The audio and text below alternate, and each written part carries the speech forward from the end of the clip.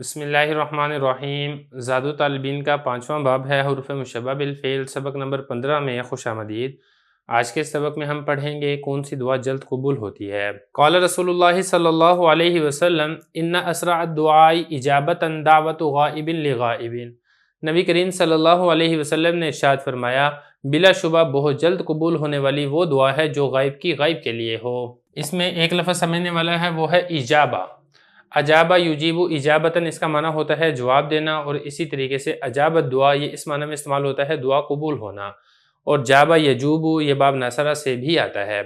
قرآن مجید میں بھی یہ والا لفظ استعمال کیا گیا ہے اجیبو دعوت الداعی، وہاں پر بھی یہ باب افعال سے ہی آ رہا ہے۔ حدیث مبارک کا مطلب یہ ہے کہ کوئی شخص اپنے بھائی کے لیے جب غائبانہ طور پر دعا کرتا ہے تو وہ جلد قبول کر لی جاتی ہے۔ اس کی وجہ علماء کرام نے یہ لکھی ہے کہ اس دعا میں اخلاص کامل درجے کا پایا جاتا ہے، کیونکہ اس میں کسی قسم کے دکھلاوے کا سوال ہی پیدا نہیں ہوتا ہے، اور جس عمل میں جتنا زیادہ اخلاص ہوتا ہے وہ اللہ تعالیٰ کے نزدیک اتنا ہی جلد قبول ہوتا ہے۔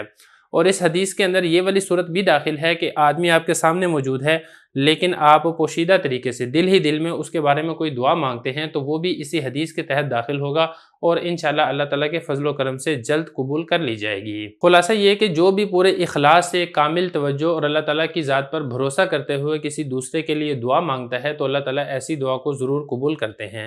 تو اس لیے ہمیں چاہیے کہ ہم دوسروں کے لیے بھی دعا مانگیں اور اپنے لیے بھی دعا مانگیں، اور میں آپ سے بھی یہی درخواست کروں گا کہ اگر آپ کو ان اسباق سے کچھ نہ کچھ فائدہ ہو رہا ہے تو میرے لیے اور میری مکمل ٹیم کے لیے بھی دعا کر دیجئے۔ اب بات کر لیتے ہیں اس کی ترکیب کی۔ ان حروف مشبہ بالفعل ہے، اسرع مضاف ہے، الدعا مضاف الیہ، مضاف الیہ سے مل کر یہ بنے گا ممیز، اور اجابہ یہ بنے گا اس کی تمییز، ممیز تمیز مل کر یہ بنے گا انہ کا اسم، اور یہ جو پورا آگے والا جملہ یہ انہ کی خبر ہے۔